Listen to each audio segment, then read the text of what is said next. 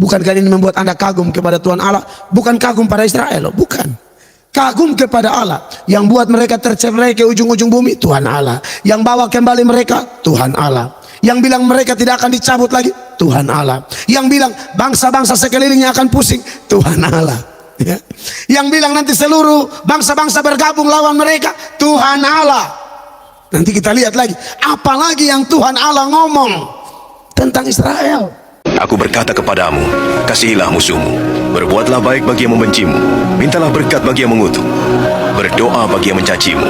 Kalau pipi kirimu ditampar, berikan juga pipi kanan. Aku yang memilih kalian.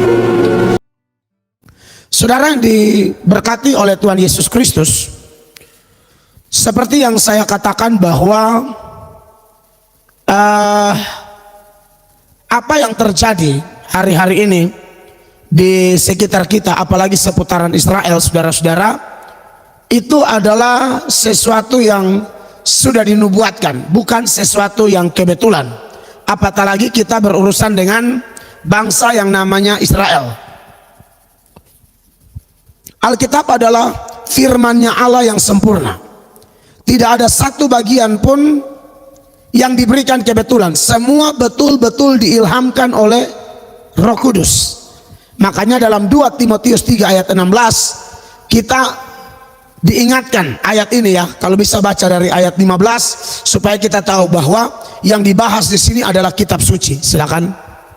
Ingatlah juga bahwa dari kecil engkau sudah mengenal kitab suci. Amin. Yang dapat memberi hikmat kepadamu dan menuntun engkau kepada keselamatan oleh iman kepada Kristus Yesus.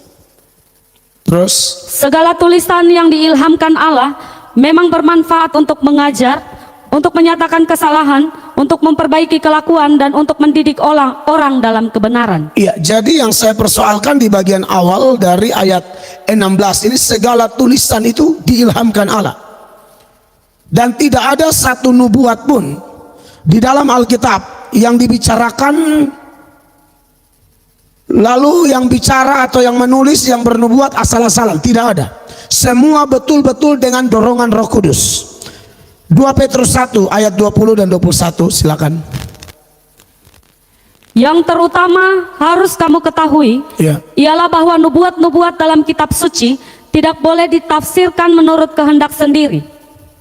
Sebab tidak pernah nubuat dihasilkan oleh kehendak manusia, tetapi oleh dorongan Roh Kudus orang-orang berbicara atas nama Allah.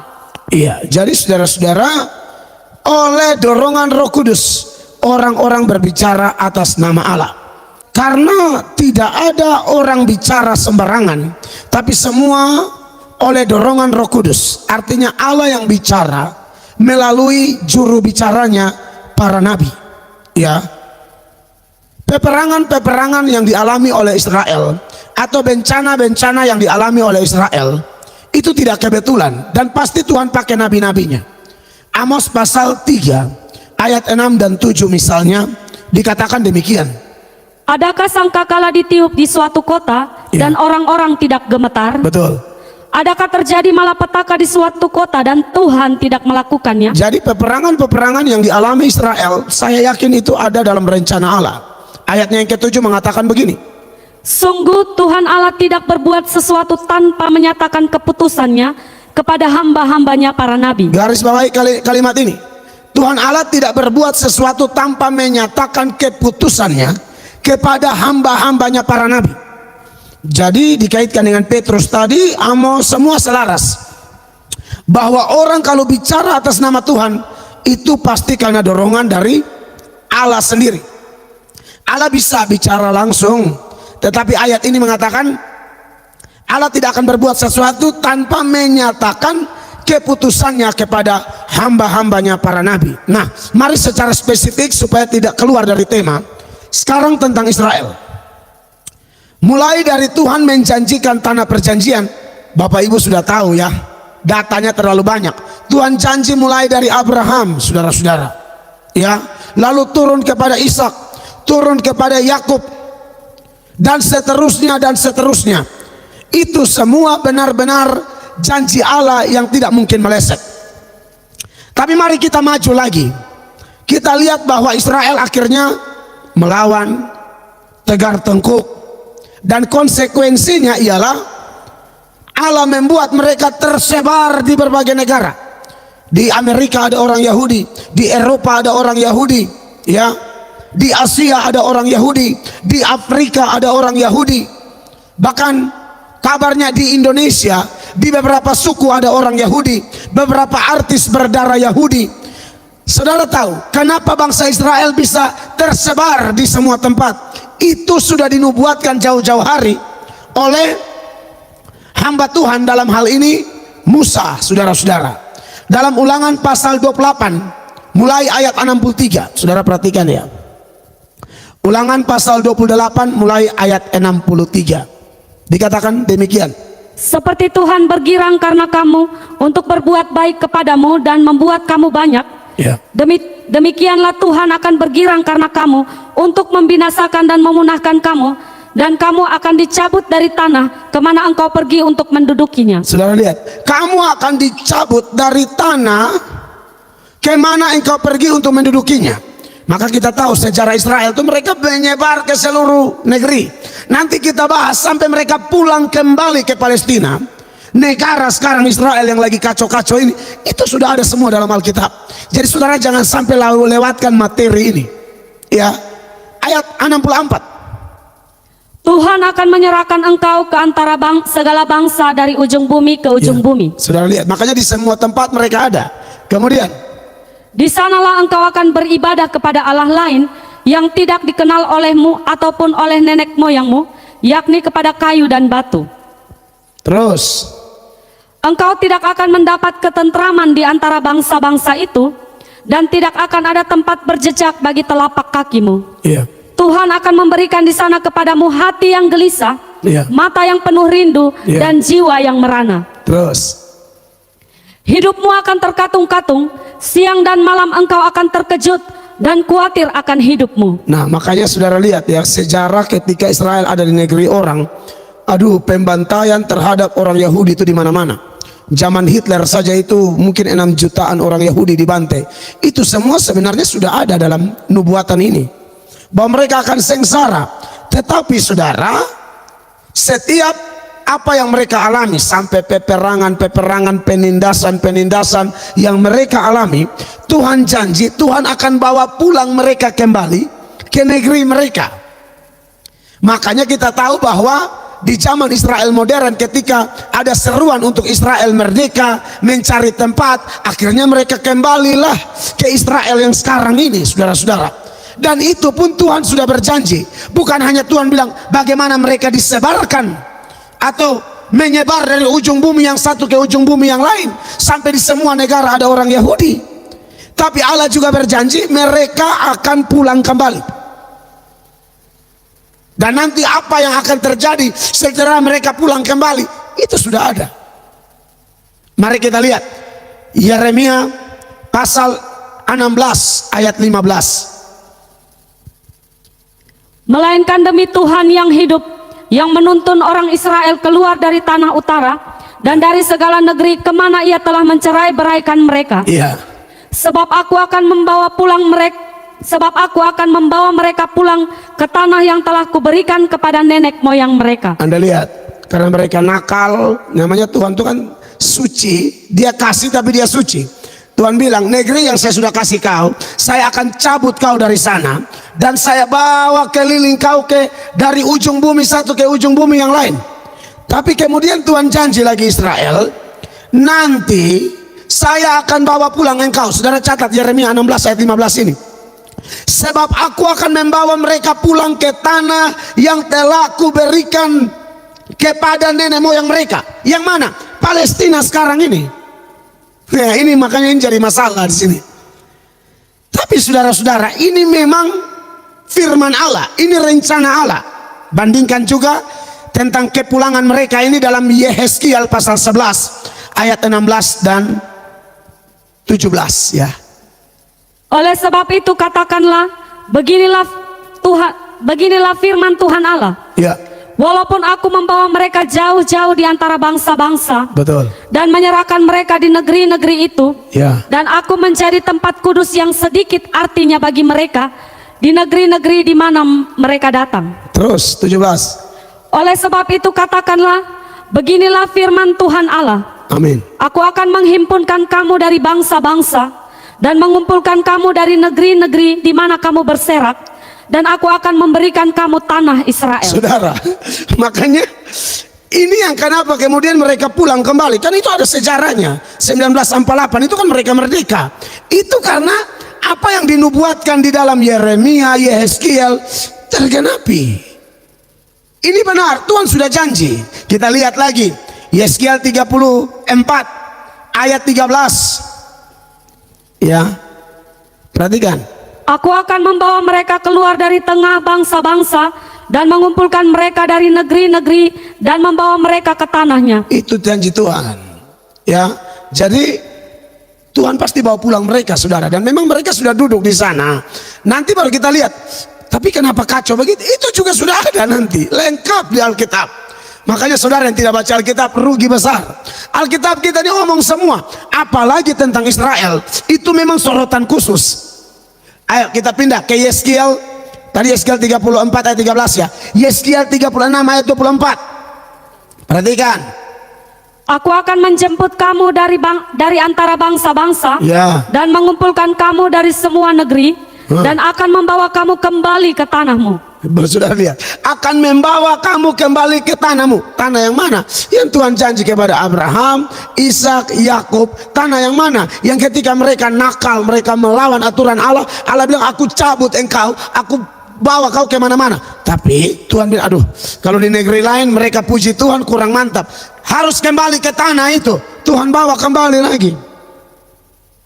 Makanya Israel merdeka. Jadi semua bencana kepelikan yang dialami oleh Israel di dalam sepanjang sejarah Israel sampai hari ini, mari. Makanya kenapa saya bilang jangan kutuk Israel, jangan kutuk Israel. Kita tidak kutuk Palestina, tapi kita juga tolong jangan kutuk Israel. Anda tahu Anda berurusan dengan siapa? Mari kita lanjut saudara-saudara. Tambah dulu Yehezkiel 37 mulai ayat 21 sampai 25 lah cukup. Ya, perhatikan. Katakanlah kepadanya, beginilah firman Tuhan Allah. Ya. Sungguh aku menjemput orang Israel dari tengah bangsa-bangsa kemana mereka pergi. Amin. Aku akan mengumpulkan mereka dari segala penjuru dan akan membawa mereka ke tanah mereka. Saudara lihat ini, berapa banyak nubuatan tentang ini. Tidak mungkin tidak terjadi, dan sudah terjadi. Makanya mereka sudah ada di negara mereka sekarang tuh, itu sudah dinubuatkan. Lanjut 22. Aku akan menjadikan mereka satu bangsa di tanah mereka, Ya. di atas gunung-gunung Israel, Ya. dan satu raja memerintah mereka seluruhnya. Ya. Mereka tidak lagi menjadi dua bangsa, Betul. dan tidak lagi terbagi menjadi dua kerajaan. Dulu kan terbagi toh, saudara ingat sejarahnya ya. Zaman Salomo mulai nakal-nakal di dua raja-raja, satu raja-raja 11 itu Tuhan bilang akan terbelah bagi dua. Terbagilah utara dan selatan. Utara 10 suku ibu kotanya Samaria, selatan 2 suku ibu kotanya Yerusalem. Tapi Tuhan bilang nanti kalau saya bawa kembali tidak ada 2 kerajaan, satu saja. Makanya di Israel sekarang tidak ada yang namanya utara selatan, tidak ada. Israel raya. Tuhan yang ngomong. Saudara masih tidak percaya Alkitab ini buku luar biasa, terlalu luar biasa. 23. Mereka tidak lagi menajiskan dirinya dengan berhala-berhalanya, Ya. atau dewa-dewa mereka yang menjijikan, Betul. atau dengan semua pelanggaran mereka. Tetapi aku akan melepaskan mereka dari segala penyelewengan mereka, Ya. dengan mana mereka berbuat dosa, dan mentahirkan mereka, sehingga mereka akan menjadi umatku, dan aku akan menjadi Allahnya. Terus. Maka hambaku Daud akan menjadi rajanya, dan mereka semuanya akan mempunyai satu gembala. Mereka akan hidup menurut peraturan-peraturanku dan melakukan ketetapan-ketetapanku dengan setia. Iya. Mereka akan tinggal di tanah yang kuberikan kepada hambaku Yakub, Iya, itu tanah mereka. Terus. di mana nenek moyang mereka tinggal. Ya, mereka, anak-anak mereka maupun cucu cicit mereka Betul. akan tinggal di sana untuk selama-lamanya. Itu sudah. Dan hambaku Daud menjadi raja mereka untuk selama-lamanya. Jadi saudara lihat di sini ya. Ya, tentu Yehezkiel dengan Raja Daud kan zaman berbeda, tapi ini ungkapan bahwa dia harus jadi satu kerajaan, satu negara. Ya, tidak cukup data begitu banyak di Yeremia, Yehezkiel. Tuhan pakai juga nabi lain lagi. Saudara lihat apa yang Amos bilang dalam Amos 9 ayat 14 dan 15. Dan ingat saudara, ingat yang di Amos ini begini. Kalau Tuhan sudah bawa pulang mereka, tidak akan ada orang yang bisa mencabut mereka. Sekalipun kehadiran mereka ini, Anda dengar, akan membuat pening semua negara-negara di sekeliling mereka. Akan membuat bangsa-bangsa bergabung lawan mereka. Dan itu kita sudah nonton sekarang, ya. Tapi dengar, tidak mungkin tercabut dan tidak mungkin kalah. Mari kita lihat progres dari nubuatan tentang Israel ini. Mari fokus ya. Ada minum-minum teh dulu di rumah tuh. Ini kita panas ini malam nih. Haleluya. Ya. Amos 9 ayat 14. Aku akan memulihkan kembali umatku Israel. Yes. Mereka akan membangun kota-kota yang licin tandas dan mendiaminya. Mereka akan menanami kebun-kebun anggur dan minum anggurnya. Mereka akan membuat kebun-kebun buah-buahan dan makan buahnya. Ya.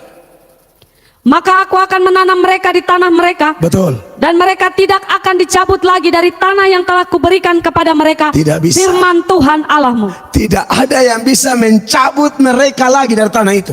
Tidak akan bisa. Jadi saudara, makanya sia-sia mau rudal berapa ratus ribu dari Hamas sana, susah. Makanya orang tidak mengerti firman, mungkin asal bunyi. Tapi saya, tadi memang video yang saya buat tanggapi itu bendera, saya lihat mungkin sudah, Anda mau nonton silakan nonton itu.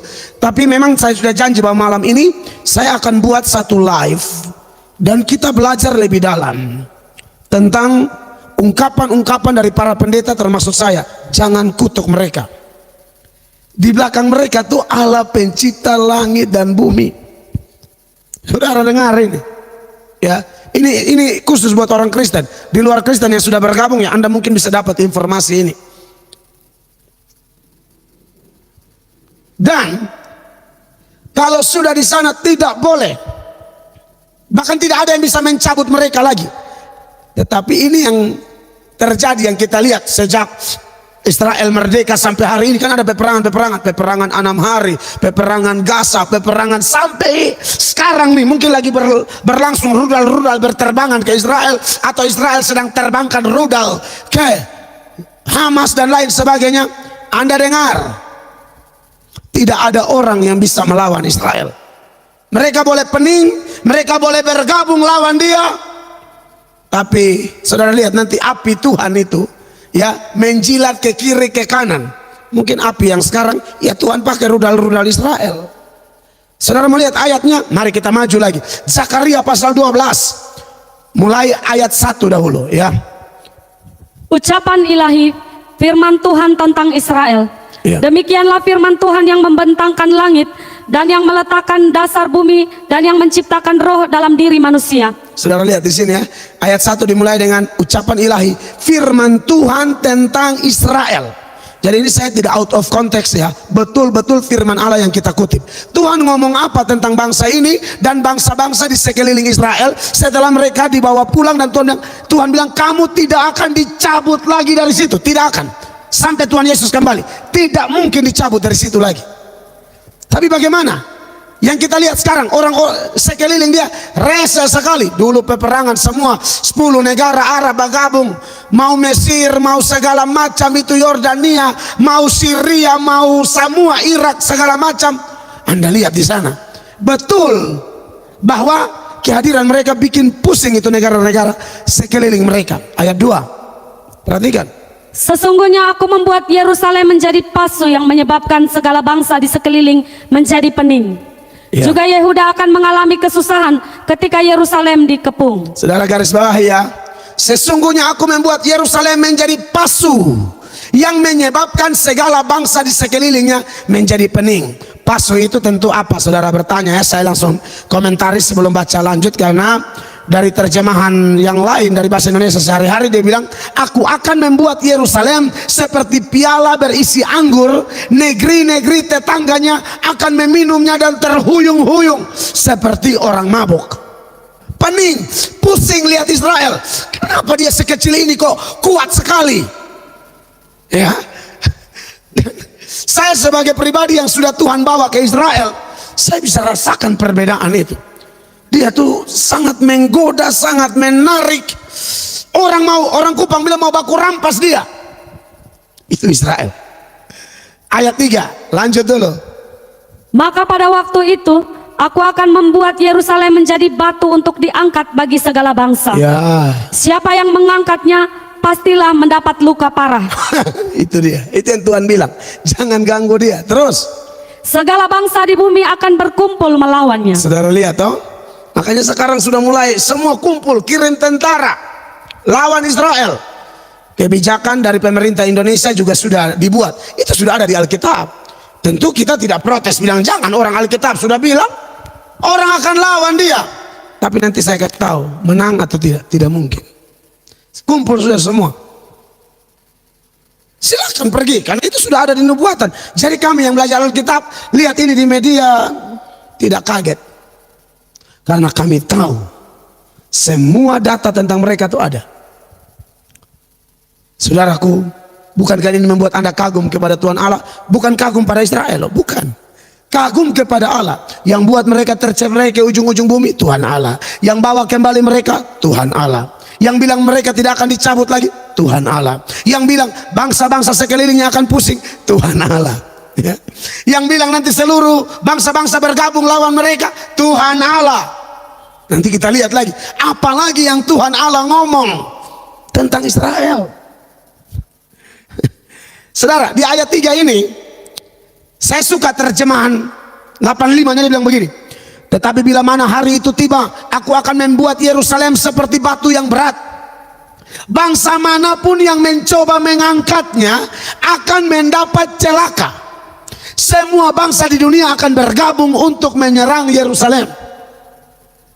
Itu sudah terjadi, sedang terjadi, dan akan terjadi. Lanjut lagi saudara-saudara, ayatnya yang ke-5. Ayatnya yang ke-4 maksud saya ya. Silakan Kak. Pada waktu itu demikianlah firman Tuhan, aku akan membuat segala kuda menjadi bingung, penunggangnya menjadi gila. Iya. Atas kaum Yehuda aku akan membuka mataku, tetapi segala kuda bangsa akan kubuat menjadi buta. Terus. Sesudah itu kaum-kaum di Yehuda akan berkata dalam hatinya, penduduk Yerusalem mempunyai kekuatan oleh karena Tuhan semesta alam Allah mereka. Pada waktu itu aku akan membuat kaum-kaum di Yehuda seperti anglo berapi di tengah-tengah timbunan kayu dan seperti sulu berapi di tengah-tengah timbunan bulir gandum. Iya. Api keduanya akan menjilat ke kanan dan ke kiri segala bangsa di sekeliling. Tetapi Yerusalem selanjutnya akan tetap tinggal di tempatnya yang dahulu. Iya, jadi katanya api akan sambar ke kiri, ke kanan. Saudara masih ragu kah? Nyata. Lanjut dulu sampai ayat 9, karena ini masih isi penuh nubuatan tentang mereka. Tuhan akan pertama-tama memberi kemenangan kepada kemah-kemah Yehuda, supaya keluarga Daud dan penduduk Yerusalem jangan terlalu bermegah-megah terhadap Yehuda. Ya. Pada waktu itu Tuhan akan melindungi penduduk Yerusalem, dan orang yang tersandung di antara mereka pada waktu itu akan menjadi seperti Daud, dan keluarga Daud akan menjadi seperti Allah, seperti malaikat Tuhan yang mengepalai mereka. Ayat 9. Maka pada waktu itu aku berikhtiar untuk memunahkan segala bangsa yang menyerang Yerusalem. Itu yang saya takutkan. Soalnya dia sudah janji, Tuhan yang janji. Aku berikhtiar untuk memunahkan segala bangsa yang menyerang Israel atau Yerusalem. Jadi kekasih Tuhan, ini firman Allah ya. Bagaimanapun kita ngomong tidak asal bunyi, ada dasar. Saya sempat nonton tuh ulama-ulama atau rohaniawan atau pejabat di Arab Saudi. Mereka ngomong dan mereka pakai data-data dari kitab suci mereka. Mereka bilang itu sudah jelas, Tuhan sudah berfirman kepada Nabi Musa, tanah itu milik Bani Israel, jangan ganggu. Gus Dur waktu masih hidup, Gus Dur bilang tidak ada jalan lain, kita harus bersahabat dengan Israel. Tapi sepertinya setelah Gus Dur pergi, hilang. Ada videonya, saya punya. Gus Dur ngomong pakai bahasa Inggris, tidak ada jalan lain. Dan Gus Dur bilang begini, saya sudah tahu waktu saya ngomong ini akan ada orang-orang garis keras yang benci saya. Tapi ini kebenaran. Gus Dur. Haleluya. Mungkin dia pernah baca ini. Jadi, kekasih-kekasih Tuhan, saya rasa live malam ini perlu kita perhatikan baik-baik. Nah, seputaran Zakaria tadi ya, pasal 12 ayat 1 sampai ayat 9 itu, saya baca komentar dari Wycliffe Bible Commentary. Dia mengatakan begini: aku membuat Yerusalem menjadi pasu yang menyebabkan pening. Ayat-ayat nubuatan ini membuat kita terpaksa menempatkannya pada sebelum kedatangan kembali Kristus secara kasat mata ke bumi. Pasu adalah simbol yang terkenal untuk murka Allah. Musuh-musuh yang mengepung Yehuda dan Yerusalem akan diberi pukul. Apabila musuh-musuh Israel melibatkan diri untuk berperang dengannya, mereka sendiri akan luka dan hancur seperti anglo berapi di tengah-tengah timbunan kayu dan seterusnya. Jadi memang Israel ini luar biasa, saudara-saudara ya. Dan sekarang kita lihat apakah orang sudah bergabung dari kiri kanan mau menyerang Israel. Pertanyaannya, bisakah mereka mengalahkan Israel? Sesuai tema kita malam ini, tidak bisa. Yeremia 15 ayat 20 dan 21. Terhadap bangsa ini, aku akan membuat engkau sebagai tembok berkubu dari tembaga. Yes. Mereka akan memerangi engkau, tetapi tidak akan mengalahkan engkau. Garis bawahi, mereka akan memerangi engkau, tetapi tidak akan mengalahkan engkau. Engkau di sini Israel. Terus, sebab aku menyertai engkau untuk menyelamatkan dan melepaskan engkau, demikianlah firman Tuhan. ayat 21. Aku akan melepaskan engkau dari tangan orang-orang jahat dan membebaskan engkau dari genggaman orang-orang lalim. Jadi kekasih-kekasih Allah, bahkan Tuhan berjanji seperti yang saya bilang, bahwa jangankan menyerang, menghina saja itu berat urusannya. Makanya waktu saya lihat itu video yang saya buat tadi, mungkin saudara juga sudah nonton, tidak kebetulan itu. Jadi makanya saya sarankan saudara yang tidak tahu duduk berdiri, ya jangan kutuk Israel. Kalau buat kita sudah jelas ya, untuk Palestina pun kita tidak kutuk, tidak ada hak kita. Sebab firman Allah dengan jelas bilang soal balas membalas itu urusan Allah. Dan secara spesifik berurusan dengan Israel di dalam Yehezkiel 28 mulai ayat 24 sampai ayat 26, di dalam data ini jelas, bahkan menghina Israel pun Tuhan tidak mau. Tuhan akan menghukum, menjatuhkan hukuman kepada orang yang menghina Israel, saudara-saudara. Perhatikan, silakan. Dan tidak akan ada lagi bagi kaum Israel dari semua tetangganya yang menghina mereka Yes. menjadi duri yang menusuk atau onak yang memedihkan. Terus. Dan mereka akan mengetahui bahwa akulah Tuhan Allah. Ya. Beginilah firman Tuhan Allah. Pada saat aku mengumpulkan kaum Israel dari tengah suku-suku bangsa, di mana mereka berserak, dan aku menunjukkan kekudusanku kepada mereka di hadapan bangsa-bangsa, Betul. maka mereka akan diam di tanah mereka yang telah kuberikan kepada hambaku Yakub. Terus. Mereka akan diam di sana dengan aman tentram. Betul. Mereka akan membangun rumah dan membuat kebun anggur. Ya. Ya, mereka akan diam dengan aman tentram pada saat aku menjatuhkan hukuman atas semua tetangganya yang menghina mereka.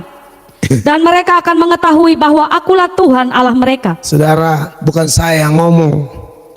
Kami cuma copy paste firman Sang Pencipta langit bumi yang telah memilih Israel menjadi milik kepunyaan. Yang hina pun Tuhan hantam. Dia tidak mungkin tercabut lagi dari tanah itu. Makanya kalau ada demo, hapuskan Israel. Lu pikir ini tulisan di kertas pakai pensil, lalu penghapus kau hapus enak-enak. Jadi kalau Anda bilang mau hapus Israel, aduh, tidak bisa. Anda tabrak pencipta langit dan bumi, ya. Dan ada yang mau saya omong buat orang Kristen yang nonton malam ini ya. Saudara, kalau sudah lihat fakta-fakta ini, bahkan katakanlah dari Alkitab ya, Tuhan Yesus bilang tentang Israel, salah satu tanda zaman Yesus mau kembali itu kalau Israel sudah mulai alami bencana-bencana.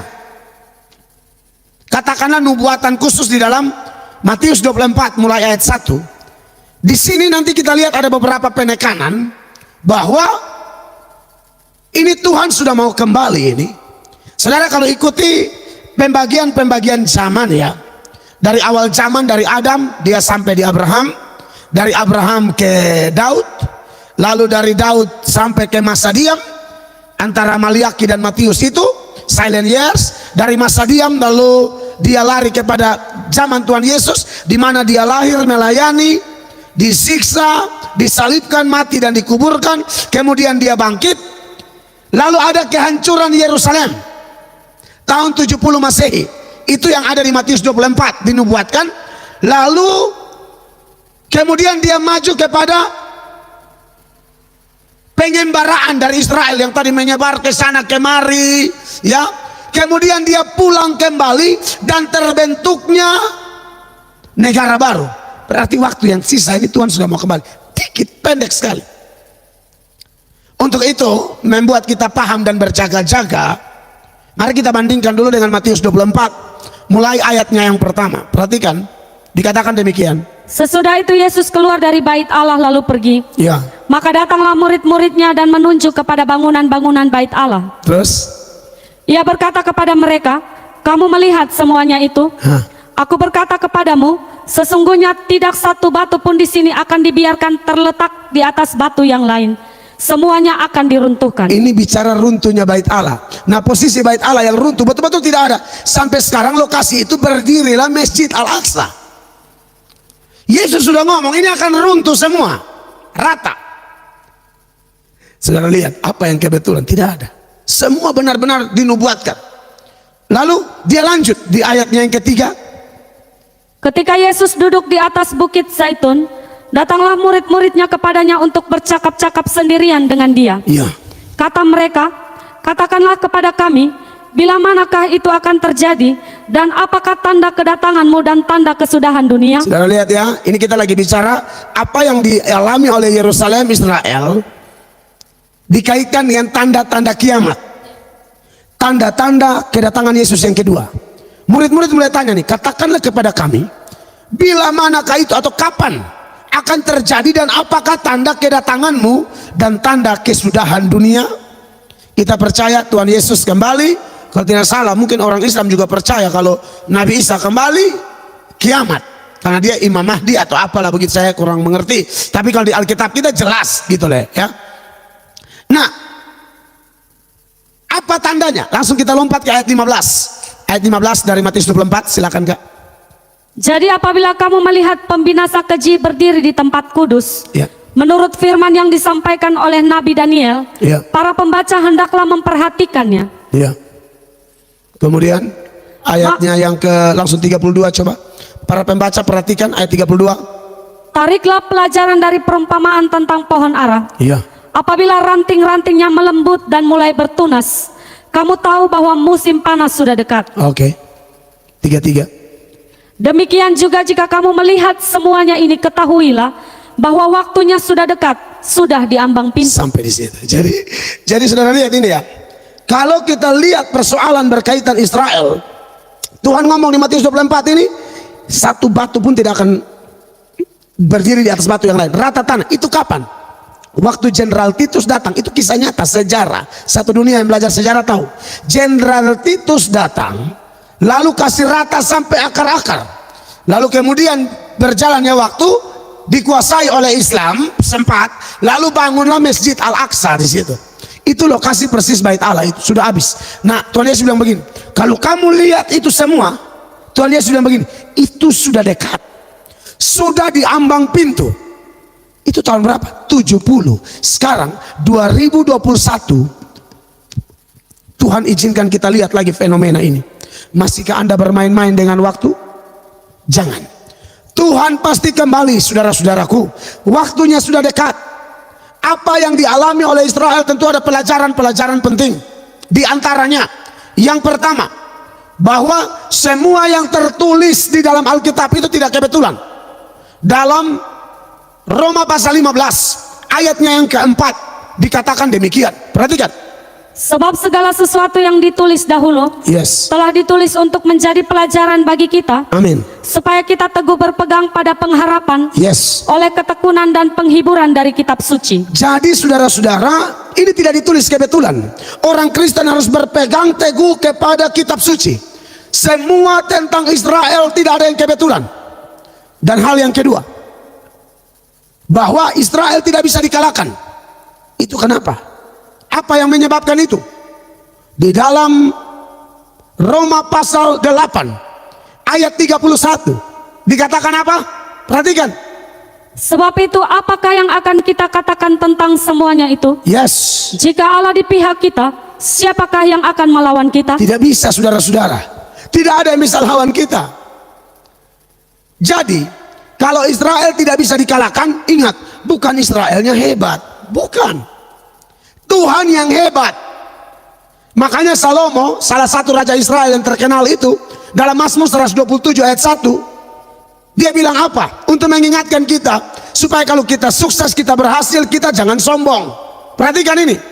Nyanyian ziarah Salomo. Ya, Jikalau bukan Tuhan yang membangun rumah, betul. sia-sialah usaha orang yang membangunnya. Yes. Jikalau bukan Tuhan yang mengawal kota, sia-sialah pengawal berjaga-jaga. Betul, saudara-saudara. Ya, jadi Israel bukan Israel hebat, tapi memang janji-janji Tuhan tidak mungkin salah. Ya. Nah, saudara-saudara, memang malam ini saya lebih betul-betul sorotan apa kata Alkitab. Semua sejarah Anda bisa belajar sendiri, klik di internet dapat. Tapi dari data-data Alkitab tadi mengingatkan bahwa Tuhan di balik Israel, bukan Israel hebat. Ya, yang berikut, siapa yang bikin Israel, Tuhan akan hantam semua. Mengingatkan apa? Pembalasan adalah hak Tuhan.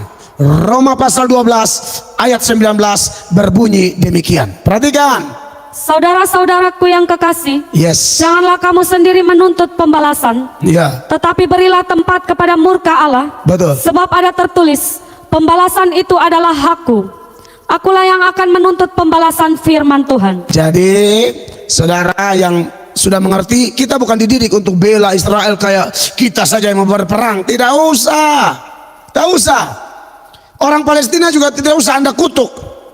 Doakan, bilang Tuhan ampuni. Kalau Israel juga salah, kita minta ampun. Karena bagaimanapun, sekalipun ada janji-janji itu, tetap Israel manusia-manusia berdosa juga yang bisa salah. Jadi kita tidak membela membabi buta, di mana kalau ada data dan memang itu data benar, misalnya tentang Israel melakukan pelanggaran hak asasi manusia misalnya, oh itu orang Kristen tidak perlu bela yang begitu-begitu. Tapi tetap kita tidak disuruh mengutuk. Dosa tetap dosa, tapi jaga mulut kita, belajar Alkitab baik-baik, dan urusan kita mendoakan Israel supaya segala sesuatu yang menjadi rencana Tuhan pasti tergenapi. Saya lihat ada yang masuk mengatakan ada saatnya hancur. Tidak akan. Kau mengigo tuh. Tidak bakalan. Coba kau susun orang dari kampungmu ke sana. Tidak bisa. Saatnya hancur dari Hong Kong. Saya ngomong ini karena saya terlalu percaya firman Allah. Dan Allah yang ini Allah satu-satunya Allah pencipta langit bumi, dalam nama Tuhan Yesus. Semua data yang saya munculkan malam ini tidak ada satupun yang meleset. Ya. Jadi saudara-saudara tetap hormati. Dan yang berikut pelajaran pentingnya ialah siapkan dirimu orang percaya. Jangan kotori dirimu dengan dendam, balas jahat dengan jahat. Buat Anda yang Kristen di Indonesia, urus negara kita. Doakan Israel, doakan Indonesia, doakan juga Palestina. Itulah peperangan rohani, bukan peperangan jasmani. Ya. Aku berkata kepadamu, kasihilah musuhmu, berbuatlah baik bagi yang membencimu, mintalah berkat bagi yang mengutuk, berdoa bagi yang mencacimu. Kalau pipi kirimu ditampar, berikan juga pipi kanan. Aku yang memilih kalian.